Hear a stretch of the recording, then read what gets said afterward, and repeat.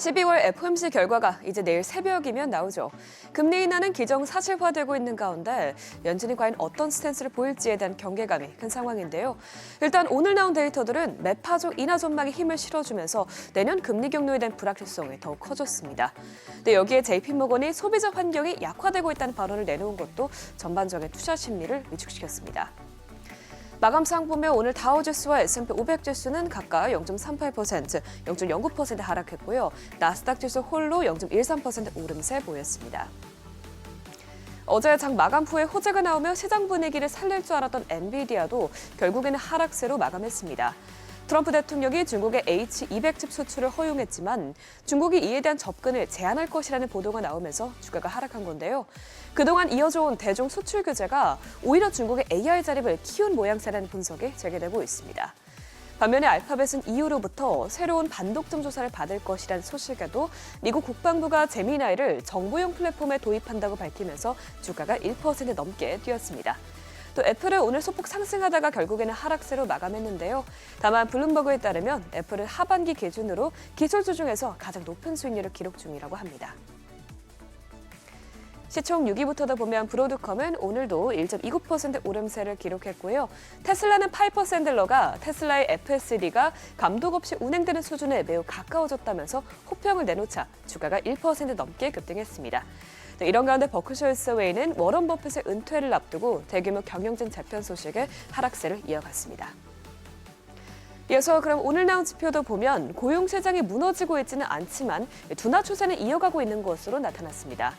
미국의 구인이직 조사에 따르면 10월 구인 건수는 767만 건으로 집계가 되면서 전월 대비해서 소폭 늘어났고요. 시장 전망치도 크게 웃돌면서 5개월 만에 최고치를 기록했습니다. 물론 그렇다고 해서 고용 시장이 좋아졌다고 보긴 어려운데요. 세부적으로 보면 해고 건수가 185만 명으로 나타나면서 2023년 초 이후 가장 높은 수준을 보였고요. 노동시장의 자신감을 보여주는 자발적 이직률은 반대로 2020년 5월 이후 최저 수준으로 떨어졌습니다. ADP 주간 고용 수치도 흐름이 대동소이했습니다. 최근 4주 기준으로 민간 고용 평균을 냈을 때 고용이 4,750명 증가한 것으로 나타나는데요. 이는 4주 연속 감소세를 보이다가 플러스로 전환한 것입니다. 다만 이 지표는 변동성이 크고 또 이번 수치로 한 달 평균을 내면 약 2만 명의 고용이 늘어나는 것이기 때문에 노동시장이 확실하게 반등하고 있다고 보긴 아직 어렵습니다. 이런 가운데 미국의 중소기업 낙관 지수는 개선된 것으로 나왔습니다. 이번 발표치는 99.0으로 3개월 만에 최고치를 기록했는데요. 기업들 중에서 앞으로 3개월 동안 매출이 늘어날 것이라고 보는 비율이 연초 이후 최고치를 기록하면서 전체 수치 상승을 견인했습니다. 또 중소기업의 19%는 향후 3개월 동안 신규 일자리를 창출할 계획이라고 언급했는데요. 이는 올해 들어서 가장 높은 수치입니다. 이에 대해서 전문가들은 관세로 인한 불확실성이 어느 정도 해소되면서 기업들의 심리가 점점 좋아지고 있는 것으로 보인다고 설명했습니다. 그러면 내일 오전에 나올 FOMC에서 어떤 점에 주목해봐야 할까요? 일단 가장 중요한 것은 향후 금리 경로에 대한 파월 의장의 발언일 텐데요.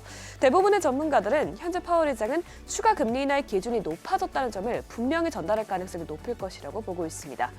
다만 뱅크 오브 아메리카 등 일각에서는 1월 회의까지 나올 데이터가 너무 많기 때문에 파월 의장의 데이터 의존성을 강조해 그렇게까지 강하게 매파적이지 않을 수 있다는 강하게 내놓지 않을 수도 있다는 분석을 내놨기 때문에 어떤 기조를 보일지 지켜봐야겠고요.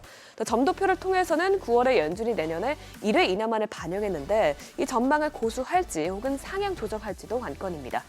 또 마지막으로 대차대조표 확대 카드가 나올지도 주목해봐야겠습니다. 윌리엄스 뉴욕 연은 총재는 이미 11월에 이 유동성 사정에 따라서 연준이 다시 채권 매입을 통해 대차대조표를 확대할 수 있다고 언급했는데 만일 이 같은 발표가 나온다면 유동성 개선으로 인해서 시장이 낙관적으로 반응할 수 있을 것으로 보입니다. 전반적으로 오늘 지표들이 미국 경제가 아직 괜찮고 또 노동시장 둔화세도 가파르지 않다는 점을 시사하면서 내일 연준이 매파적 인하를 할 것이라는 가능성을 키웠는데요. 이에 장 초반 하락하던 국채금리도 반등세를 보였습니다. 간밤 10년물 금리가 0.01%포인트, 2년물 금리가 0.03%포인트 급등했습니다. 금 가격은 금리 인하에 대한 기대감 속에 오늘 0.57% 올랐고요. 특히 최근 금보다 은이 강한 랠리를 보이고 있는데요. 오늘 은 가격은 공급 부족과 또 수요 확대를 이유로 처음으로 온스당 $60를 넘어섰습니다. 이런 가운데 국제유가는 우크라이나 종전 협상을 지켜보면서 하락세를 이어갔습니다. 간밤 WTI와 브렌트유는 각각 1.07%, 0.72% 하락했습니다.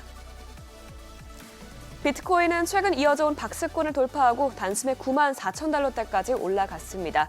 연준의 금리 발표를 앞두고 유동성 개선에 대한 기대감이 반영되고 또 미국 통화감독청이 은행의 가상자산 위험 없는 자기거래업 참여를 허용한다는 지침을 재확인하면서 이 제도권 접근성이 확대된다는 소식에 강세를 보인 것으로 풀이됩니다. 현재 업비트에서 원화로는 1억 3,600만 원대에서 거래되고 있습니다. 지금까지 굿모닝 마켓이었습니다.